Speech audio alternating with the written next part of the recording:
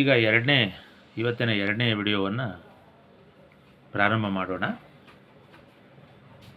ಅದೇ ಕುರುಬರ ವಿಷಯವಾಗಿ ಬಂದಿರತಕ್ಕಂಥ ದೊಡ್ಡ ವಿವಾದ ಅಂದರೆ ಕುರುಬರು ವೀರಶೈವ ಜಂಗಮರ ಮೇಲೆ ಪ್ರತಿಭಟನೆಯನ್ನು ಮಾಡ್ತಿರ್ತಕ್ಕಂಥದ್ದು ಮತ್ತು ಇತಿಹಾಸವನ್ನು ಅಲ್ಲಗಳೆದು ಯಾರ್ದೋ ಒಂದು ಸಂಶೋಧನೆ, ಒಂದು ಸುಳ್ಳು ಸಂಶೋಧನೆ ಇಟ್ಕೊಂಡು, ಒಂದು ತಿರುಚು ಸಂಶೋಧನೆ ಇಟ್ಕೊಂಡು ಇದನ್ನು ಮಾಡ್ತಿರ್ತಕ್ಕಂಥದ್ದು ಖಂಡಿತ ಇದು ಖಂಡನೀಯ. ಇದಕ್ಕೆಲ್ಲ ಸಾಕಷ್ಟು ಆಧಾರ ಇದ್ದಾವೆ. ಏನು ಅವರೇನು ಬೃಹಸ್ಪತಿ ಅಲ್ಲ, ನಿಮಗೆ ಕಲಬುರ್ಗಿಯವರು ಏನೋ ಬರೆದ್ರು ಅಂತ ಅವರು ಬೃಹಸ್ಪತಿ ಅಲ್ಲ ತಿಳ್ಕೊಳ್ಳಿ. ಅವ್ರ ಅಪ್ಪನಂತ ಸಂಶೋಧನೆ ಮಾಡಿದರೆ ಇದ್ದಾರೆ. ಈಗ ನಾವೇನು ಕಡಿಮೆ ಇಲ್ಲ, ನಾನು ಸಾಕಷ್ಟು ಮಾಡಿದ್ದೀನಿ.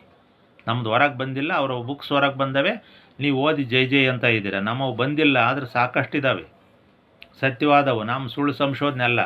ಚಿದಾನಂದ ಮೂರ್ತಿಯವರೇನು ಬೃಹಸ್ಪತಿನಾ? ಚಿದಾನಂದ ಮೂರ್ತಿಯವರೇನು ನೀವು ನೋಡಿದ್ದೀರಾ? ನಾವು ನೋಡಿದ್ದೀವಿ. ಅವ್ರು ಯಾರು ಅಂತ ನಮ್ಮ ಸಂಬಂಧಿಕರೇ ಇದ್ದಾರೆ. ಅವರು ನಾನು ಭಾಳ ಹತ್ತಿರದಿಂದ ಅವ್ರ ಮನೆಗೆ ಹೋಗಿ ನೋಡಿದ್ದೀನಿ. ಕಲಬುರ್ಗಿಯವ್ರನ್ನೂ ನಾನು ನೋಡೋದೇ ಇಲ್ಲ, ಅವ್ರನ್ನೂ ನೋಡಿದ್ದೀನಿ. ಅವ್ರ ಮನಸ್ಥಿತಿಗಳು ಗೊತ್ತಿದ್ದಾವೆ. ಸುಮ್ಮನೆ ಅವರಿಬ್ಬರನ್ನೇ ಇಟ್ಕೊಂಡು ನೀವು ಇದು ಮಾಡೋಕ್ಕೆ ಹೋಗ್ತೀರಾ. ಸಂಶೋಧನೆ ಎಲ್ಲಿಗೂ ಮುಗಿಯಲ್ಲ ಅದು. ನೀವು ಸಂಶೋಧನೆ ಪಾಠ ಕೇಳಿದ್ದೀರಾ? ನೀವು ಸಂಶೋಧಕರಾಗಿದ್ದರೆ ನೀವು ಮಾತಾಡಿ. ಸುಮ್ಮನೆ ಮಾತಾಡೋಕ್ಕೆ ಹೋಗಬೇಡ್ರಿ. ಯಾವ ಯೂನಿವರ್ಸಿಟಿಲಿ ನೀವು ಸಂಶೋಧನೆ ಮಾಡಿದ್ದೀರಿ? ಯಾವ ಸರ್ಟಿಫಿಕೇಟ್ ಕೊಟ್ಟಿದ್ದಾರೆ ನಿಮಗೆ ಸಂಶೋಧಕ ಅಂತ? ನನಗೆ ಕೊಟ್ಟಿದ್ದಾರೆ, ನನ್ನ ಹತ್ರ ಇದೆ. ನೀವು ಸುಮ್ಮನೆ ನಿಮ್ಮ ಪಾಡಿ ನೀವು ಬರ್ಕೊಂಡಿದ್ದೀರಿ. ನನ್ನ ಹತ್ರ ಸರ್ಟಿಫಿಕೇಟ್ ಇದೆ ಸಂಶೋಧಕ ಅಂತ. ಶಾಸನ, ಲಿಪಿ, ಜನಾಂಗಗಳ ಅಧ್ಯಯನ, ಕುಲಶಾಸ್ತ್ರ ಅಧ್ಯಯನ, ಪ್ರತಿಯೊಂದಕ್ಕೂ ಅರ್ಹತೆ ನನಗಿದೆ. ಜನಾಂಗಗಳನ್ನು, ಮೂಲಗಳನ್ನು ಗುರುತಿಸ್ತಕ್ಕಂಥ ಶಕ್ತಿ ನನಗಿದೆ. ನೀವೆಲ್ಲಿದ್ದೀರಿ ನೀವು? ನಾವು ಅತಿರೇಕ ಮಾತಾಡೋಕ್ಕೆ ಹೋಗೋದಿಲ್ಲ. ಆದರೆ ನೈಜವಾಗಿ ನಮಗೆ ಸಹಜವಾಗಿಯೇ ಆ ಗಂಭೀರ, ಆ ಒಂದು ಇತಿಹಾಸವನ್ನು ಅಳಿತಿರ್ತಕ್ಕಂಥ ಅದ್ವಿತೀಯವಾಗಿರ್ತಕ್ಕಂಥ ಶಕ್ತಿ ನಮಗಿದೆ. ಅವರಿಬ್ಬರೇ ಅಲ್ಲ ನಾಡಿನಲ್ಲಿ.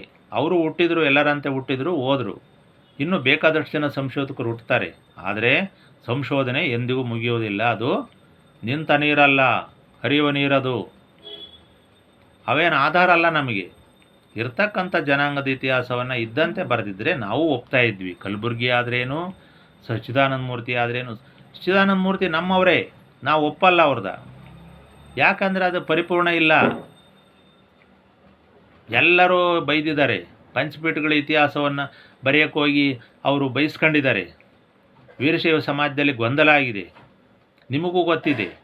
ಒಂದು ಯಾವುದಾರೆ ನಿಮಗೆ ಬೇಕಾದ್ದನ್ನು ಮಾತ್ರ ನೀವು ಚಿದಾನಂದ ಮೂರ್ತಿ ವಿಷಯ ಹಿಡ್ಕೊಂಡು ಎಳಿತೀರಿ. ಯಾಕಂದರೆ ನಿಮಗೆ ಬೇಕಾಗಿರುತ್ತದು. ಬೇಡವಾದ್ದಾದರೆ ಮತ್ತು ಚಿದಾನಂದ ಮೂರ್ತಿ ಬೈತೀರ. ಇಂಥ ದ್ವಂದ್ವ ಗುಣ ನಿಮ್ಮಲ್ಲೇ ಇದ್ದಾವೆ.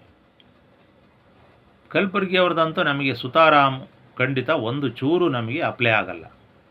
ಕೆಲವು ನಿಜವಾದ ಇತಿಹಾಸ ಇದ್ದಾವೆ, ಏನೋ ಕೆಲವು ಶಾಸನ ಇಂಥವಿದ್ದಾವೆ. ಆದರೆ ಜನಾಂಗದ ವಿಷಯಕ್ಕೆ ಬಂದಾಗ ಕಲಬುರ್ಗಿಯವರಾಗಿರಲಿ, ಈಗ ಮೊನ್ನೆ ಬರೆದಂಥ ಬಸವಶೈವದ ಇವರಾಗಿರಲಿ, ಉಪಾಧ್ಯ, ಇವರವೆಲ್ಲವೂ ಕೂಡ ವಿರುದ್ಧ ಸಂಶೋಧನೆಗಳಿವು. ಇವೆಲ್ಲ ದುರುದ್ದೇಶಪೂರ್ವಕವಾಗಿ ಸನಾತನ ಧಾರ್ಮಿಕ ಜನಾಂಗವನ್ನು ಹತ್ತಿಕ್ಕುವ ಸಲುವಾಗಿ ಬರೆದಂಥ ದುರುದ್ದೇಶಪೂರ್ವಿತ, ಅಸಹಜವಾಗಿರತಕ್ಕಂಥ, ಇತಿಹಾಸಕ್ಕೆ ವಿರುದ್ಧವಾಗಿರತಕ್ಕಂಥ, ದೈವಕ್ಕೆ ವಿರುದ್ಧವಾಗಿರತಕ್ಕಂಥ, ಸತ್ಯಕ್ಕೆ ದೂರವಾಗಿರತಕ್ಕಂಥ ಸಂಶೋಧನೆಗಳ ವಿನಃ ಇವು ಯಾವುವು ಕೂಡ ನೈಜ ಸಂಶೋಧನೆಗಳಲ್ಲ. ಇದನ್ನು ಸಾರಿ ಹೇಳ್ತೀನಿ ನಾನು. ಹೇಗೆ ನಾವು ಒಪ್ಕೊಳ್ಳಿಕ್ಕೆ ಸಾಧ್ಯ? ಶಿವಗಣಗಳು ಅಂತಂದಮೇಲೆ ಶಿವಗಣಗಳೇ. ಯಾವತ್ತೂ ಕೂಡ ಗಣಗಳ ಪಂಕ್ತಿ ಅಂತ ನಮ್ಮನ್ನು ಜಂಗಮರನ್ನು ಎಲ್ಲ ಗ್ರಾಮದಲ್ಲೂ ಮೊದಲು ಊಟಕ್ಕೆ ಕರೆದು, ಯಾವುದೇ ಸಮಾರಂಭ ಆಗಲಿ, ಒಂದು ಶುಭ ಕಾರ್ಯ ಆಗಲಿ, ಜಂಗಮರನ್ನು ಮುಂದಿಟ್ಕೊಂಡು ಮಾಡ್ತಾರೆ. ಅದು ಬಸವಣ್ಣ ಮಾಡಿದ್ದಲ್ಲ, ಇನ್ನೊಬ್ಬರು ಮಾಡಿದ್ದಲ್ಲ. ಈ ಕುಚೇಷ್ಟೆಯನ್ನು ಮೊದಲು ಬಿಡ್ರಿ ನೀವು. ನಮ್ಮದೇ ಆಗಿರ್ತಕ್ಕಂಥ ಪರಂಪರೆ ಇದೆ. ಏನು ಹುಡುಗಾಟ ಮಾಡ್ಕೊಂಡಿದ್ದಾರೆ ನೀವು? ನಾವು ಅಷ್ಟು ಸುಲಭವಾಗಿ ನಿಮಗೆ ಬಗ್ಗಿಬಿಟ್ಟು ಡೊಗ್ಗು ಸಾಲ ಮಾಡೋದ್ಬಿಟ್ಟು ಬಗ್ತಾರೆ ಅಂತ ತಿಳ್ಕೊಂಡಿದ್ದೀರಾ? ಯಾಕಂದರೆ ನಮಗೆ ಅಷ್ಟು ಆಧಾರ ಇದೆ. ಸುಮ್ಮನೆ ನೀವು ಏನೇನೋ ಮಾತಾಡ್ತೀರಿ. ಯಾವ ಕಾಲದಲ್ಲೂ ಇದ್ದೀವಿ ನಾವು. ಬಸವಣ್ಣಗಿಂತ ಮೊದಲು ಇದ್ದೀವಿ, ಬಸವಣ್ಣ ನಂತರನೂ ಇದ್ದೀವಿ. ಲಿಂಗ ಏನು ಬಸವಣ್ಣಂದಲ್ಲ, ಧರ್ಮ ಬಸವಣ್ಣಂದಲ್ಲ. ಶಿವ ಯಾವ ಕಾಲದವನು? ನೀವು ಶಿವನ್ನೆಲ್ಲ ಬಸವೀಕರಣ ಮಾಡೋದು, ವೀರಶೈವನ್ನೆಲ್ಲ ಲಿಂಗೀಕರಣ ಮಾಡೋದು, ಉಳಿದದ್ನೆಲ್ಲ ಕುರುಬೀಕರಣ ಮಾಡೋದು. ಇದೆಲ್ಲ ನಡೆಯೋದಿಲ್ಲ. ಇದು ಸಾಕಷ್ಟು ಜನ ಜೀವಂತವಾಗಿದ್ದಾರೆ. ಇನ್ನೂ ಜಂಗಮರ ಏನು ಕಡಿಮೆ ಜನಸಂಖ್ಯೆ ಇಲ್ಲ, 40 ಲಕ್ಷ ಜನಸಂಖ್ಯೆ ಇದೆ. ಲೆಕ್ಕಕ್ಕೆ ಸಿಗ್ತಾ ಇಲ್ಲ. ಅದನ್ನು ನಾವು ಮಾಡಿದ್ದೀವಿ.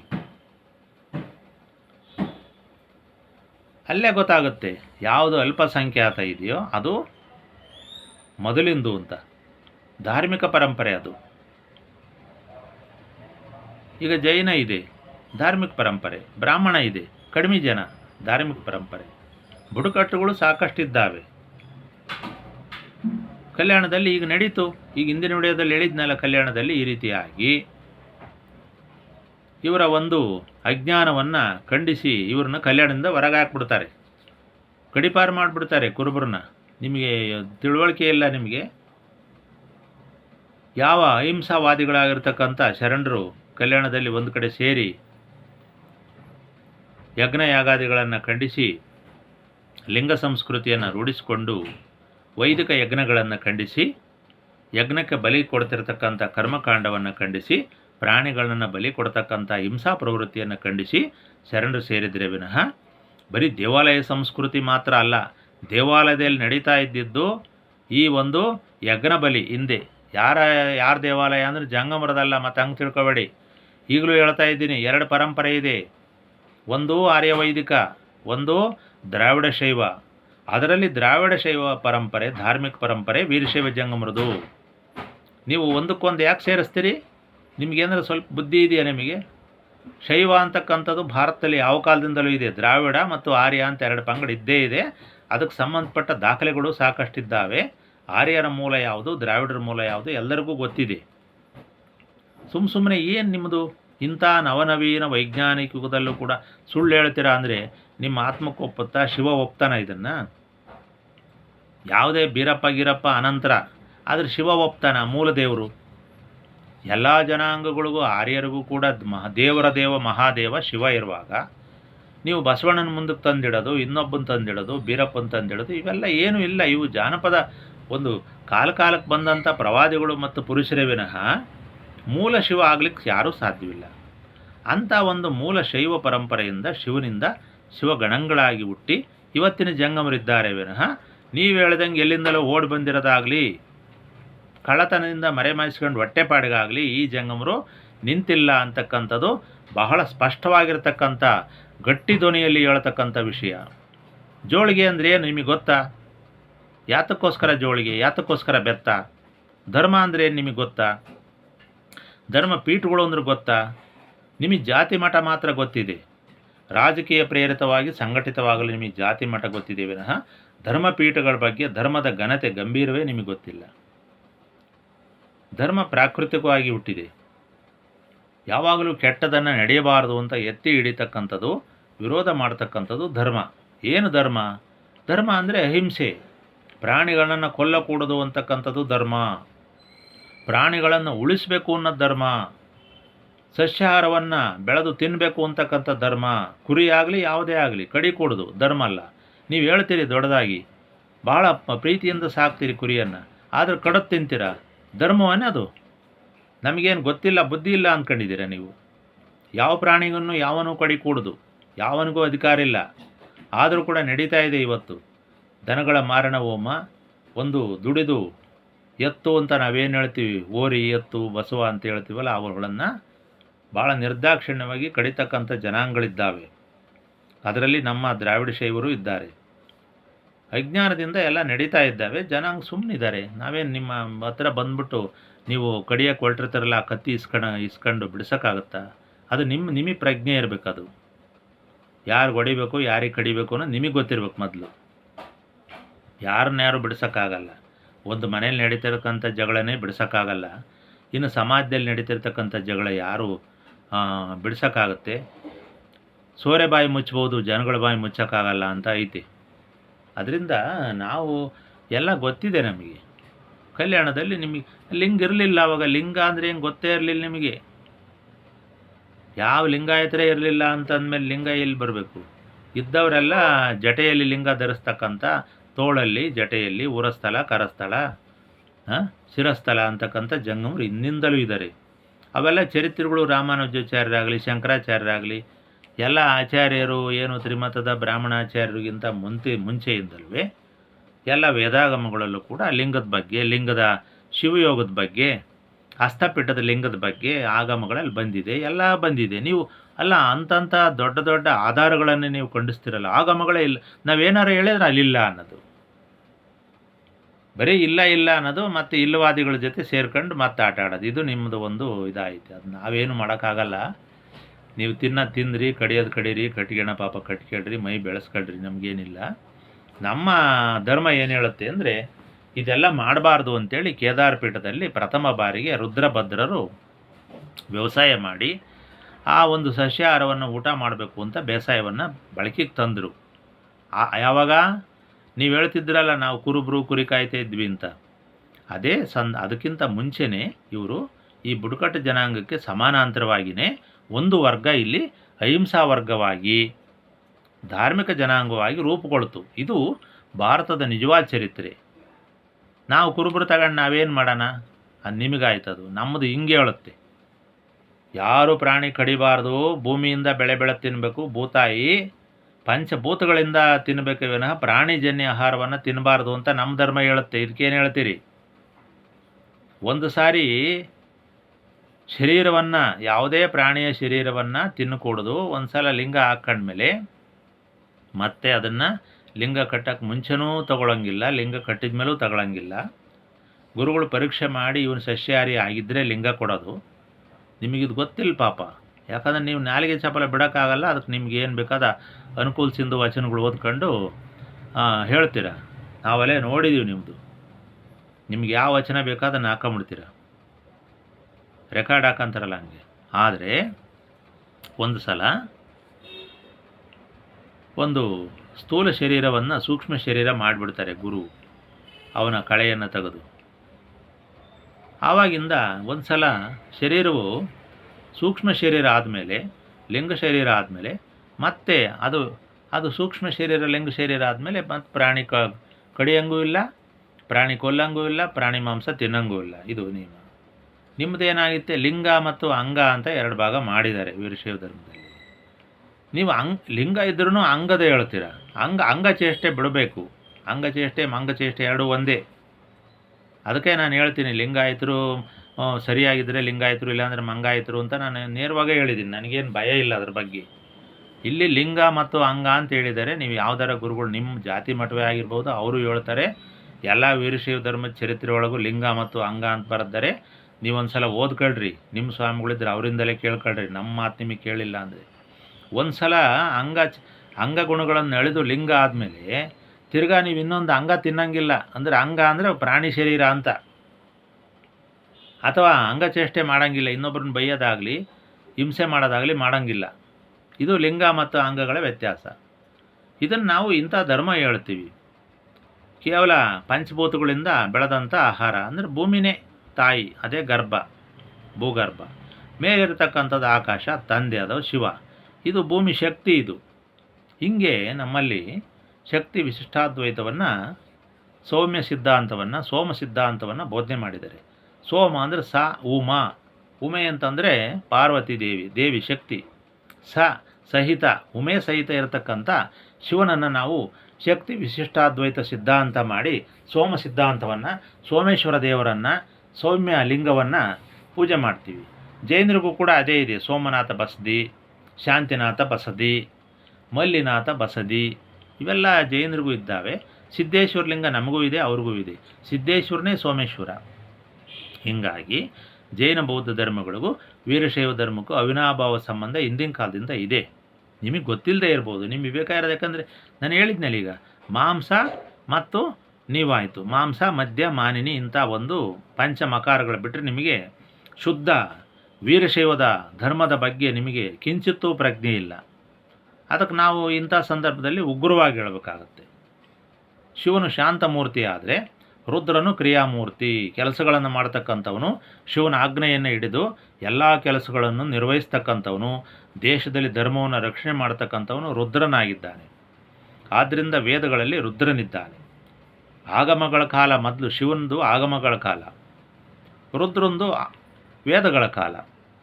ಹೀಗಾಗಿ ವೇದ ಪೂರ್ವ ಕಾಲದ್ದು ಈ ಶೈವಾಗಮ ಪರಂಪರೆ. ಆದರೆ ಅದು ಕಣ್ಣಿಗೆ ಕಾಣ್ತಾ ಇಲ್ಲ. ಯಾಕಂದರೆ ನಿಮ್ಮಂಗೆ ಎಲ್ಲರೂ ತುಳಿದು ಶೈವ ಧರ್ಮವನ್ನು ಹಿಂದಕ್ಕೆ ಹಾಕ್ಬಿಟ್ಟಿದ್ದಾರೆ.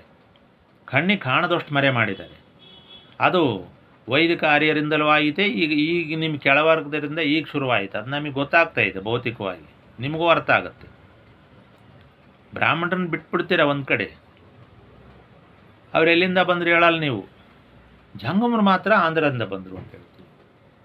ಆಂಧ್ರದಿಂದ ಬಂದವರು ಕೇವಲ ಆರಾಧ್ಯ ಪರಂಪರೆಯ ಕೆಲವರು ಬಂದರು ಅಷ್ಟೇ, ಬೆರಳೆಣಿಕೆ ಅಷ್ಟು ಜನ. ಇನ್ನು ಉಳಿದವರೆಲ್ಲ ಭಾರತದಾದ್ಯಂತ ಇರತಕ್ಕಂಥ 12 ಜ್ಯೋತಿರ್ಲಿಂಗ ಕ್ಷೇತ್ರಗಳಲ್ಲಿ ವಾಸ ಮಾಡ್ತಿರ್ತಕ್ಕಂಥ ಸ್ಥಾನಾಚಾರ್ಯರಾಗಿರ್ತಕ್ಕಂಥ ಈ ಶಿವಗಣಗಳ ಪರಂಪರೆಯ ಜಂಗಮರಿದ್ದರು. 12 ಜ್ಯೋತಿರ್ಲಿಂಗ ಕ್ಷೇತ್ರಗಳೇನು ಇವತ್ತಿನವ? ಎಷ್ಟು ಸಾವಿರ ವರ್ಷ ಆಯ್ತಾ ಯಾರಿಗೂ ಗೊತ್ತಿಲ್ಲ. ಅಲ್ಲಿದ್ದವ್ರು ಯಾರು ಪೂಜೆ ಮಾಡೋರು? ಕುರುಬರಿದ್ರ? ನೀವಿದ್ರ ಅಲ್ಲಿ?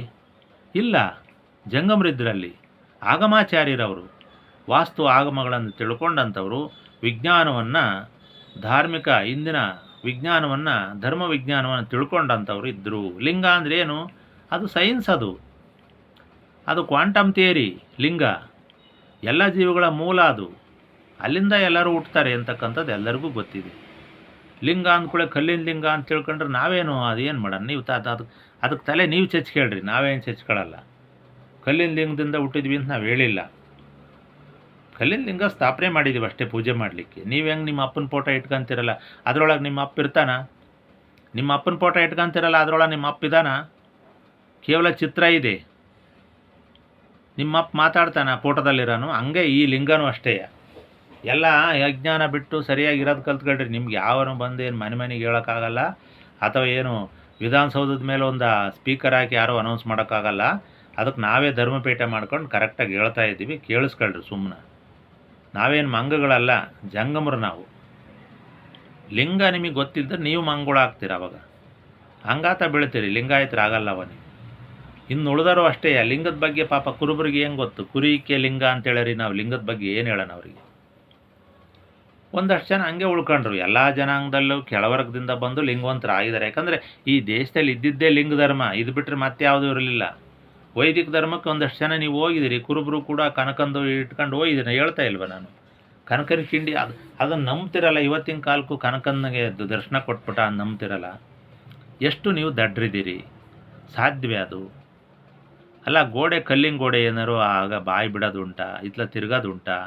ಆ ಉಡುಪಿ ಚರಿತ್ರೆನೇ ಬೇರೆ ಇದೆ.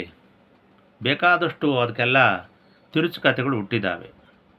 ಹಾಗೆ ಎಲ್ಲ ಧರ್ಮದಲ್ಲೂ ತಿರುಚು ಕಥೆಗಳು ನೀವು ತಿರ್ಚಿದ್ದೀರಿ. ಈಗ ನಿಮಗೆ ಬೇಕಾದ ಬರ್ಕೊಂಡು ಇಲ್ಲಿ ಶಿಷ್ಟ ಪರಂಪರೆ ಮತ್ತು ಪರಿಶಿಷ್ಟ ಪರಂಪರೆ ಎರಡೂ ಕೂಡ ಸಮಾನಾಂತರವಾಗಿ ಬಂದಿದ್ದಾವೆ. ಅವು ಯಾವ ಕಾಲಕ್ಕೂ ಇರ್ತವೆ.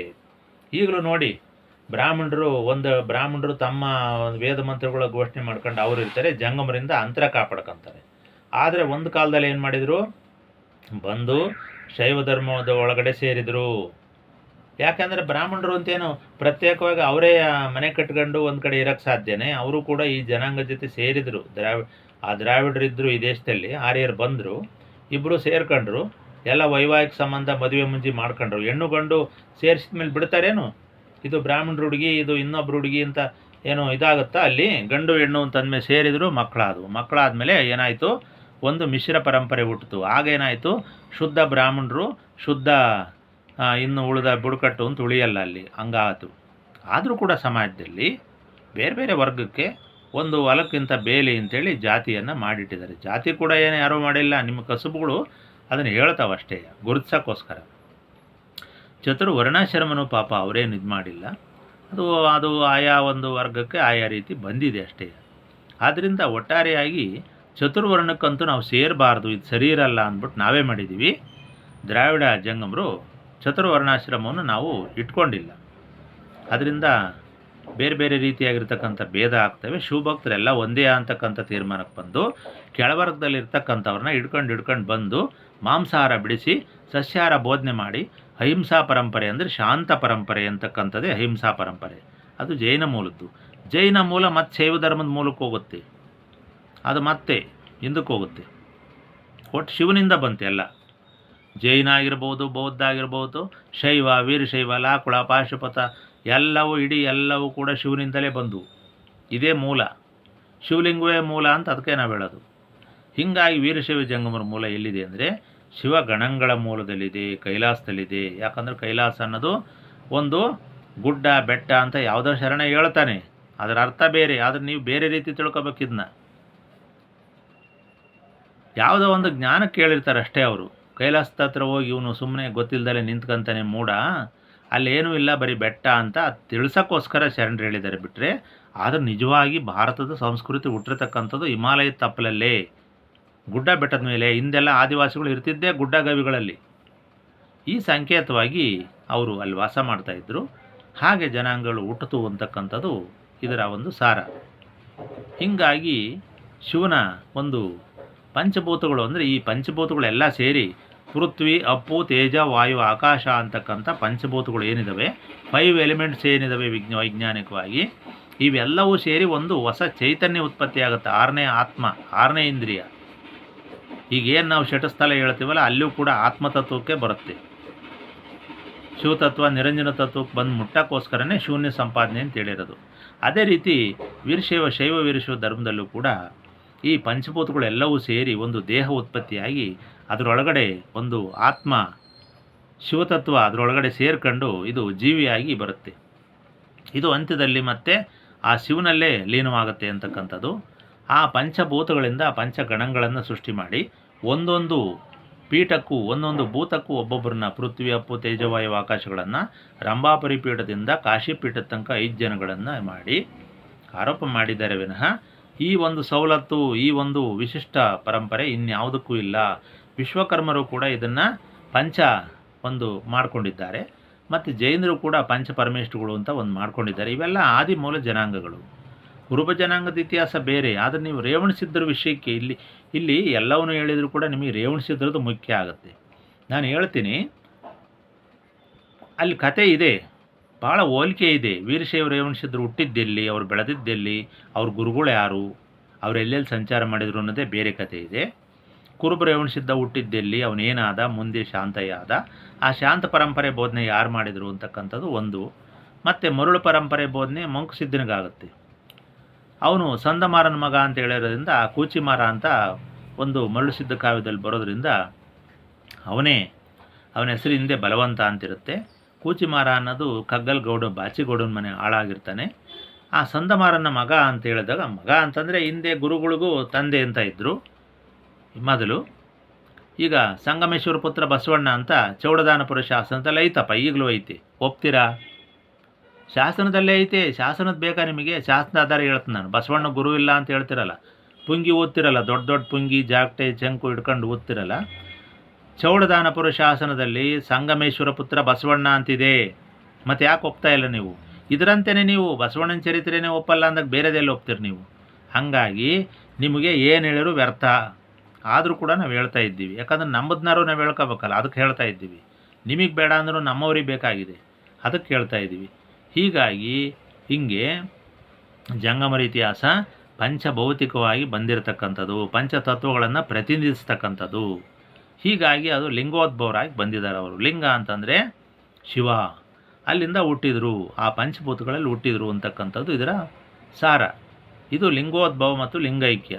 ನೀವು ಲಿಂಗೈಕ್ಯ ಮಾತ್ರ ಹೇಳ್ತೀರ, ಲಿಂಗೈಕ್ಯರಾಗ್ಬಿಟ್ಟ ಅಂತಂತ. ಲಿಂಗೋದ್ಭವ ಯಾಕೊಪ್ಪಲ್ಲಂಗಾರ ನೀವು? ಗೊತ್ತಿಲ್ಲ ನಿಮಗೆ. ಲಿಂಗೈಕ್ಯ ಸತ್ತಿದ್ದು ಗೊತ್ತು, ಹುಟ್ಟಿದ್ದು ಗೊತ್ತಿಲ್ಲ ಅಂದರೆ ನೀವು ಅಷ್ಟು ದಡ್ರದಿರಿ ಅಂತ ಅರ್ಥ. ಅಲ್ಲಿಗೆ ಮನುಷ್ಯ ಹೆಂಗೆ ಹುಟ್ಟಿದ ಅಂತಕ್ಕಂಥದ್ದು ಲಿಂಗೋದ್ಭವ ನಿಮಗೆ ಗೊತ್ತಿಲ್ಲ ತತ್ವ ಅಂದರೆ ನೀವು ಶುದ್ಧ ದಡ್ರು, ಅವಿವೇಕಿಗಳು ಅಂತಲೇ ಅರ್ಥ. ಯಾರೋ ಹೇಳೋದ ಈಗ ಎಲ್ಲರೂ ಲಿಂಗೋದ್ಭವರು ಅಂತ ಒಬ್ಬ ಹೇಳಿದ ಮಹಾಶಯ, ಅದು ಬೇರೆ ವಿಷಯ. ಎಲ್ಲರಿಗೂ ಗೊತ್ತಿರ್ಬೇಕಲ್ಲ ಇದು. ಅದು ವೀರಶೈವರು ಲಿಂಗೋದ್ಭವ ಹಿಡ್ಕೊಂಡು ಒಂದಷ್ಟು ಓದ್ಕೊಂಡು ಹೇಳ್ದ.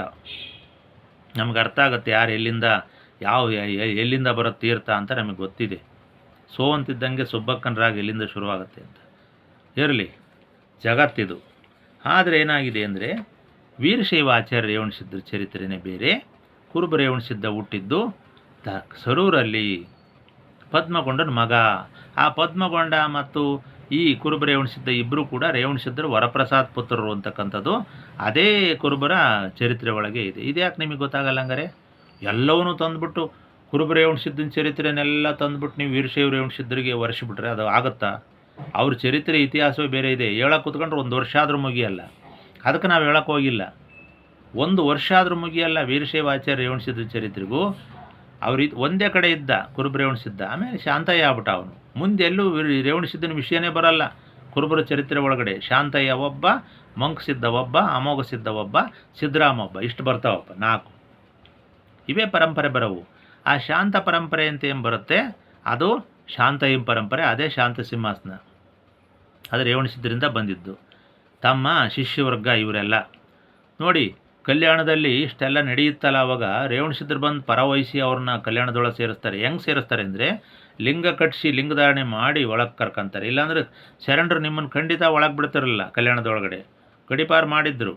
ಶರಣರೇ ನಿಮ್ಮನ್ನು ಹೊರಗಟ್ಟಿದ್ದಾರೆ, ರೇವಣಸಿದ್ದರು ಬಂದು ಕಾಪಾಡಿದ್ದಾರೆ. ಇಲ್ಲ ಎಲ್ಲ ಶಿವಭಕ್ತರವರು ಅಂತೇಳಿ. ಯಾಕಂದರೆ ಪದ್ಮಗೊಂಡ ಮತ್ತು ರೇವಣಸಿದ್ದ ಇವರು ವರಪ್ರಸಾದ ಊಟದವರಿದ್ದರು. ಪಾಪ ಅವ್ರಿಗೆ ಕರುಳು ಚುರುಕ್ಕಂತು ರೇವಣಸಿದ್ಧರಿಗೆ.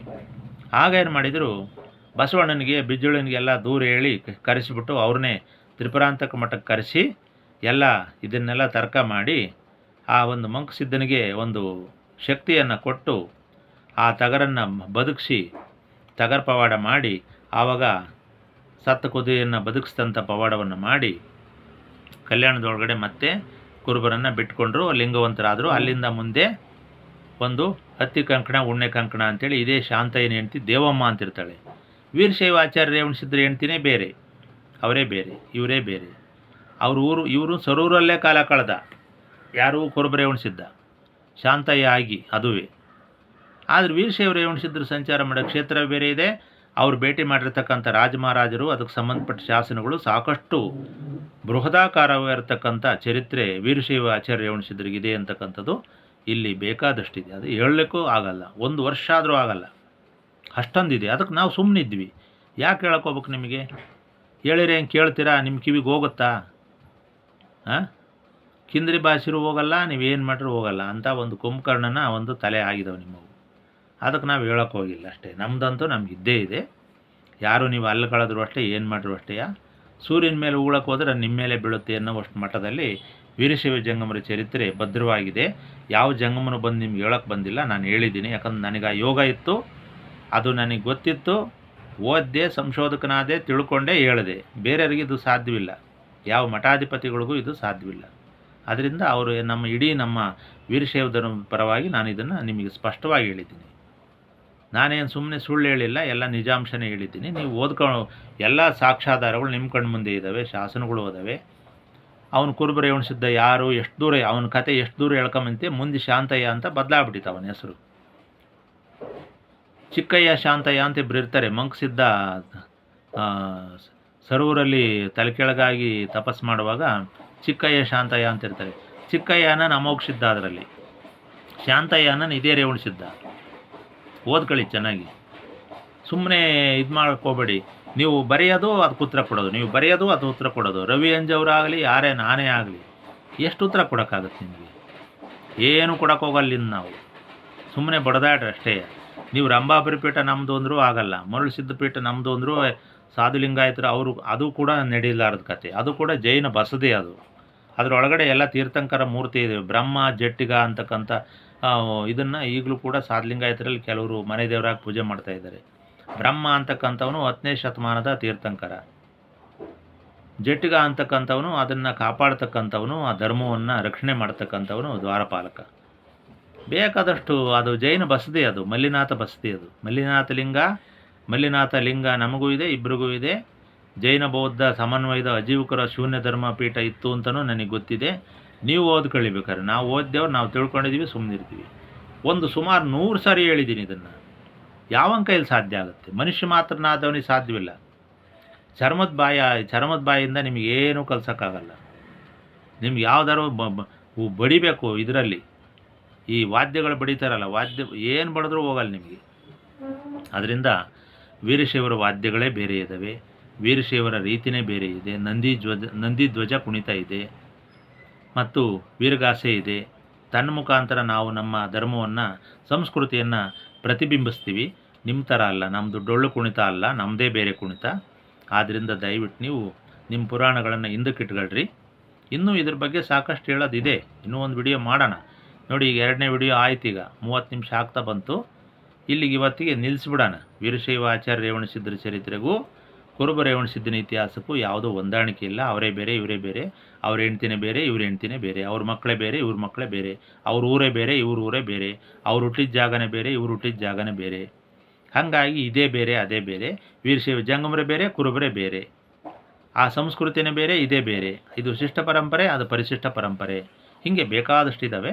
ಅದಕ್ಕೋಸ್ಕರ ಸಾಕು, ಏನು ಹೇಳಿರು ಕೇಳದಿದ್ದರಿಗೆ ಎಷ್ಟು ಹೇಳಿರು ವೇಸ್ಟು, ಅನರ್ಥ ಅಂತಂದ್ಬಿಟ್ಟು ಇವತ್ತಿನ ಈ 2 ವಿಡಿಯೋಗಳನ್ನು ಇಲ್ಲಿಗೆ ಮುಕ್ತಾಯ ಮಾಡೋಣ. ನಮಸ್ಕಾರ.